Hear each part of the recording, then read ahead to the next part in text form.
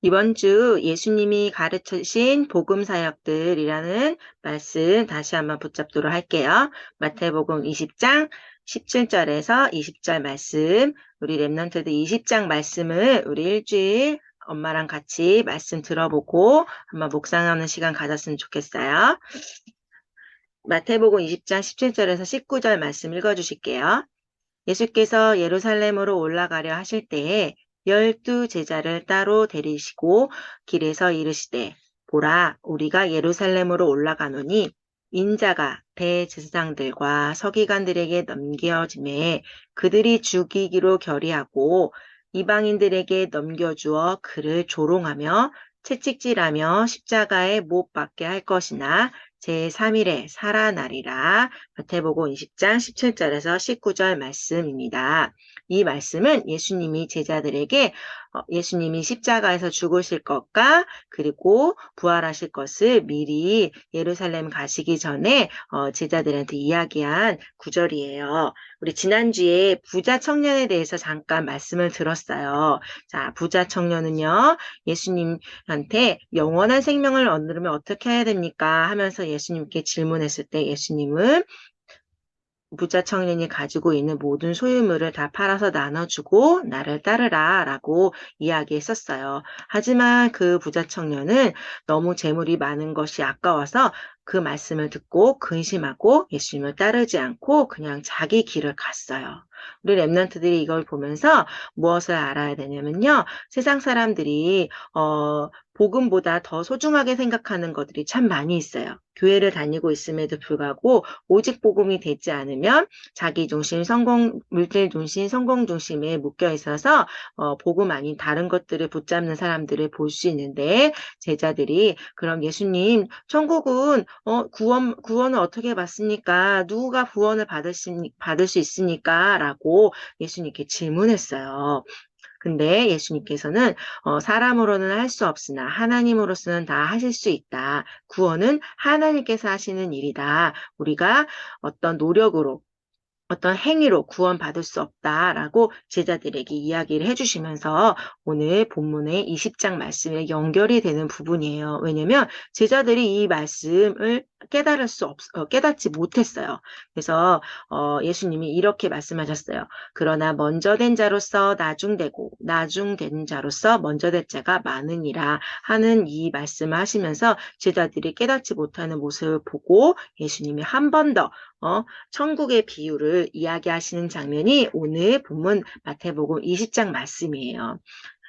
20장 1절에 보면 이렇게 나와져 있어요. 천국은 마치 품꾼을 얻어 포도원에 들여보내려고 이른 아침에 나간 집주인과 같으니 라고 나와 있어요. 근데 원래 원어 성경에는요. 그러므로 라는 말이 이어져 있어서 앞에 19장이랑 20장이랑 같이 연결되어 있는 거를 우리 랩너들이 알고 갔으면 좋겠어요. 자, 그래서 못 알아듣는 천국은 어떻게 영원한 생명을 얻는지에 대해서 못 알아들어서 예수님이 한 번 더 포도원의 비유를 했어요. 여기서 보면 집주인 여기는 바로 하나님을 말씀하시는 거예요. 그래서 우리 랩런트들이 그걸 염두하면서 말씀을 들어볼 건데요. 엄청 큰 포도원을 운영하는 그런 사람이 있었어요. 포도원 주인이 있는데 이 포도원 주인이요, 포도원에서 일할 일꾼들을 구하려고 이른 새벽부터 품꾼들을 데리러 가려고 직접 이 주인의 집에 청지기가 있었음에도 불구하고요, 청지기에게 시킨 것이 아니라 주인이 직접 품꾼을 데리고 와서 자기 밭에서 일하도록 이게 나갔어요. 그래서 이른 새벽에 6시에 이렇게 나가서, 우리 포도원에서 일할 사람이 누구인가 하고 있었는데, 이 품꾼은요, 종하고 다른 게 있는데요, 종은 그 집에 머물면서 주인이 알아서 다 책임져주는 사람이지만, 이 품꾼은요, 그 하루 벌어들인 돈을 가지고 그날 하루의 것들을 먹을 것도 사고 입을 것도 하고 필요한 것을 살 수 있어요. 만약 이 품꾼이 일을 하지 못하면 그날은요, 먹을 걸 살 수도 없고 또 필요한 걸 살 수 없는 하루 벌어서 하루 일하는 사람들이 바로 이 품꾼이에요. 그래서 이른 새벽에 이 포도원의 주인이 자기 포도밭에서 일할 품꾼들을 직접 나가서 우리 밭에서 일할 때 내가 하루에 데나리온 1개를 약속할게. 너희들에게 줄게 하면서 우리 포도원에 가서 일해라 라고 이야기했어요. 이게 아마 그때 당시 데나리온 바로 은 한 잎을 말하는데, 자, 이것은 그 당시에 일꾼이 하루 일했을 때 벌어들일 수 있는 돈의 크기예요. 자, 그래서 우리 포도원에 들어가라 하면서 품꾼을 데리고 갔어요. 자, 그래서 이렇게 선택받은 이 품꾼은요, 열심히 이른 새벽부터 그 돈을 얻기 위해서 열심히 일했어요. 그런데 이 포도원 주인이요, 얼마나 컸는지, 포도밭이 큰지 어쨌는지 모르겠지만은 또 품꾼을 구하러 직접 또 아침 9시가 되었을 때 품꾼을 데리러 갔어요. 그래서 아직 선택받지 못한 품꾼들이 남아 있어서 이 품꾼들을 데리고 선택해서요, 우리 포도원에 와서 일을 해줘라 하면서 내가 너희에게 상당하게 주리라 하면서 이 품꾼들을 뽑아서 직접, 그래서 포도원에 가서 일해라 해가지고 이 포도원에 뽑히는 이 품꾼들이 열심히 일했어요. 얼마나 감사해요. 만약에 그 주인이 뽑아주지 않았으면 그날 하루는 먹을 것이 없고, 먹을 것을 살 수도 없고, 필요한 것을 살 수 없는데 자기를 뽑아준 주인에게 아마 감사하는 마음으로 열심히 일을 했을 거예요. 그런데 이 주인이 또 난 12시에 또 나가서 품꾼을 또 선택하러 갔어요. 품꾼을 데리러 갔어요. 그것도 누군가 시키지 않고 직접 계속 이렇게 나가는 장면이 오늘 20장에 나와요. 그래서 내가 너희에게 상당히 주리라 하면서 너희도 포도원에 들어가라 했어요. 이제 그러면 포도원에서 일할 사람들을 다 뽑았을까? 그랬는데 이렇게 많은 사람들이 모여져서 포도원에서 일하고 있는데 또 이번에도 오후에 3시에 또 나갔어요. 또 나가서 이 품꾼에게 너도 가서 우리 포도원에서 가서 일해라. 그리고 내가 너에게 상당히 주리라 하면서 오후에 3시까지 이렇게 주인이 직접 품꾼을 구하러 가게 되었어요. 자, 그래서 이렇게 포도원에 들어갔는데, 그래서 얼마나 감사해요. 아주 뒤늦게 뽑혔지만은 그 주인이 선택해 주어서 하루 벌을 수 있는 일을 할 수 있게끔 기회를 주신 거에 아마 감사하면서 최선을 다하며 열심히 했을 거예요. 그런데 깜깜한 저녁이 되면 이제 일을 하지 못해요. 어둡기 때문에 지금처럼 빛이 있거나 그러지 않아서 하루 일하는 사람들은 아침 일찍 불려져서 일하고 오후 해가 넘어갈 때쯤 되면 일이 끝나요. 근데 그 해가 넘어갈 때쯤 1시간 전에 포도밭 주인이 일할 사람을 찾으러 가고 있어요.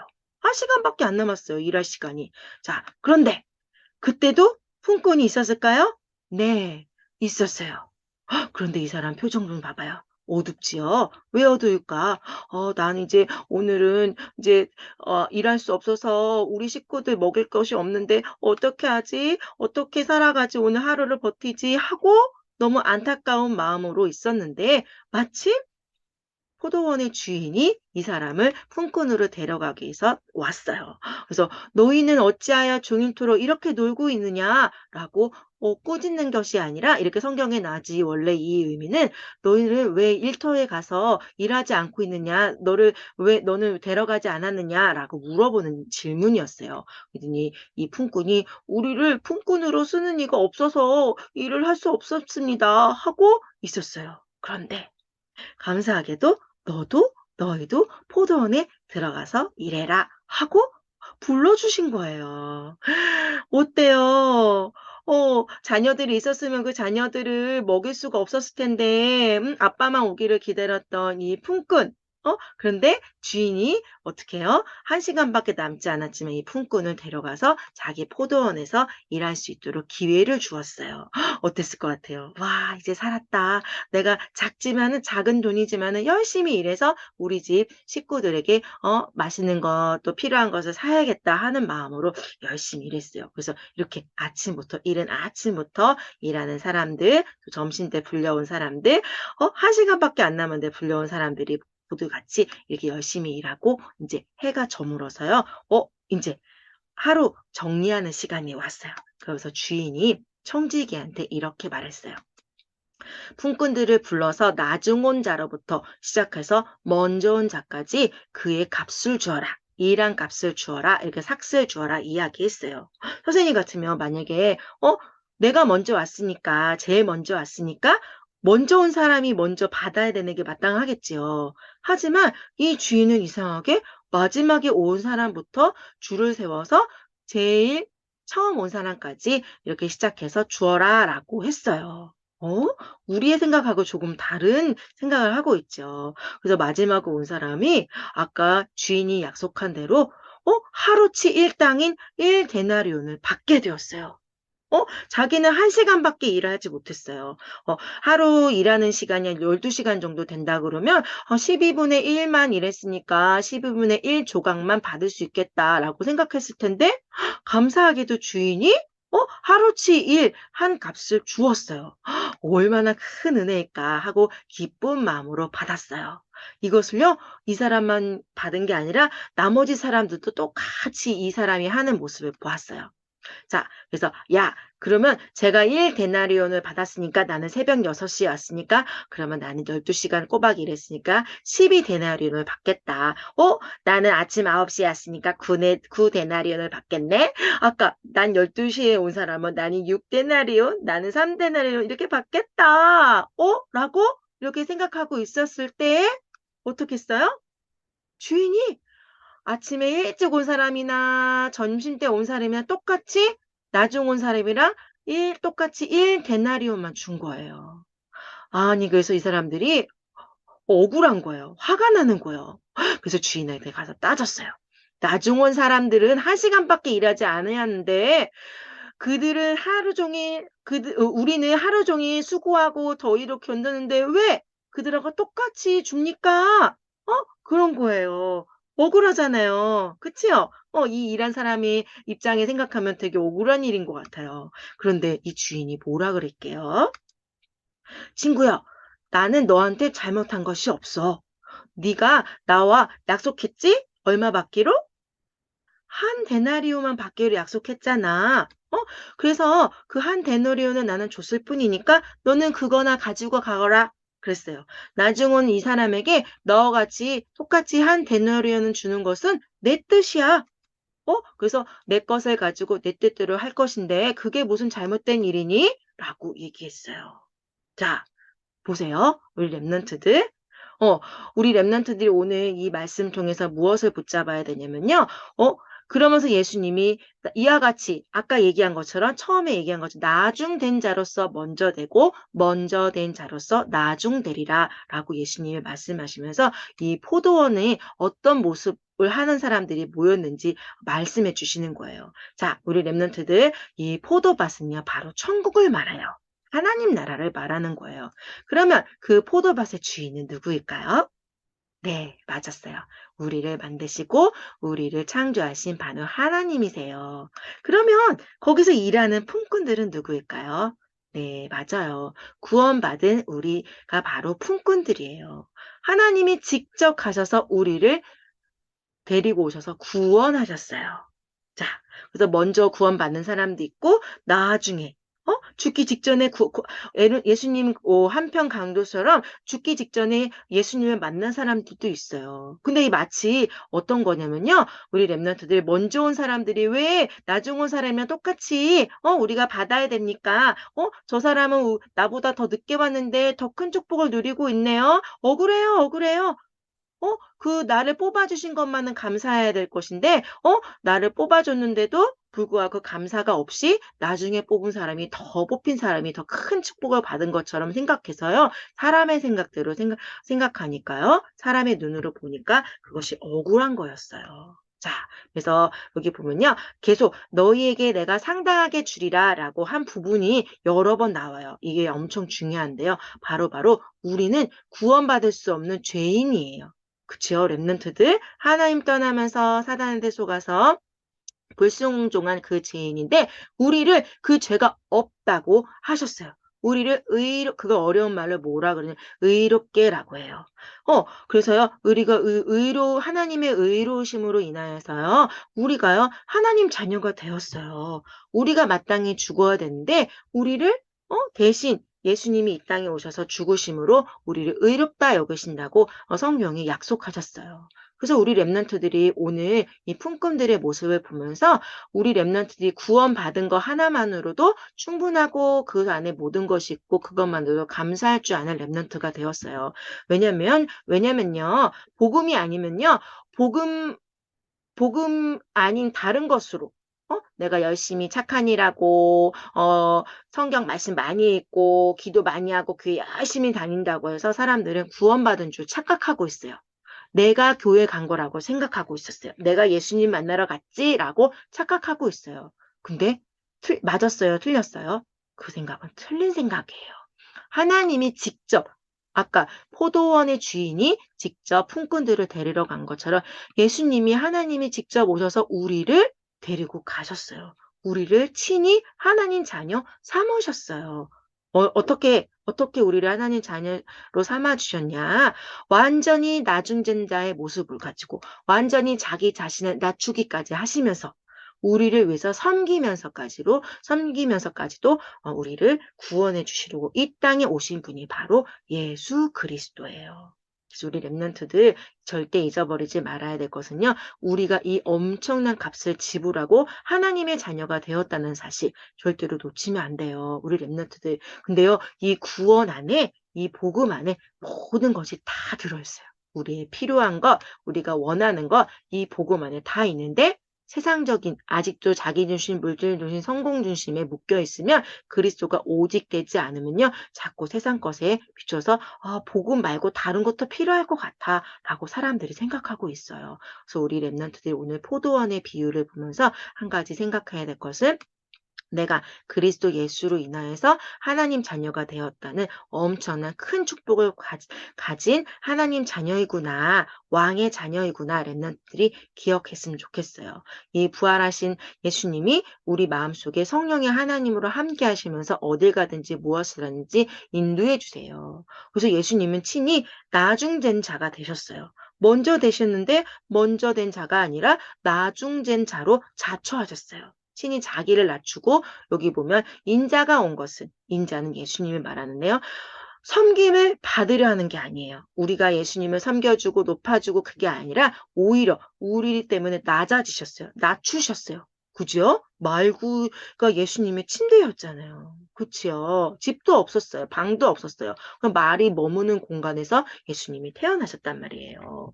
자, 자기 목숨을 많은 사람의 대성물로 주셔서 우리를 하나님 삼아 주시려고 우리를 직접 오셔서 불러주셨다는 사실 오늘 이 포도원의 비유를 통해서 우리 렘넌트들이 깨달았으면 좋겠어요. 우리 렘넌트들이 그리스도가 오직 되지 않잖아요.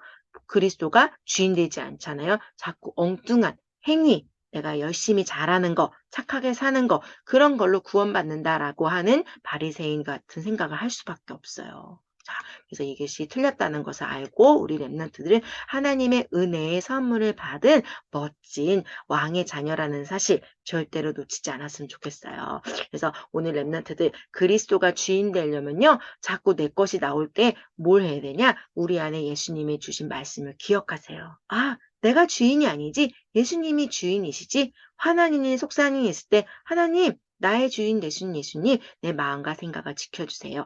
이 말씀을 생각하면서 하루 종일 정시예배 때 붙잡은 말씀을 기억하면서 생각한다면 하나님은 우리 렘넌트들을 237 나라 5천 종족을 살린 영적 서밋으로 반드시 세워가실 거예요. 왜냐하면 오직 복음이 아니고는 237 나라를 살릴 수 없어요. 자꾸 나의 것이 나오기 때문에 하나님께 영광을 돌려야 되는데 자꾸 내가 잘했다고 생각을 해요. 하나님의 은혜로 하나님이 거저 주신 선물로 우리가 구원받은 하나님 자녀인데 그것을 놓쳐요.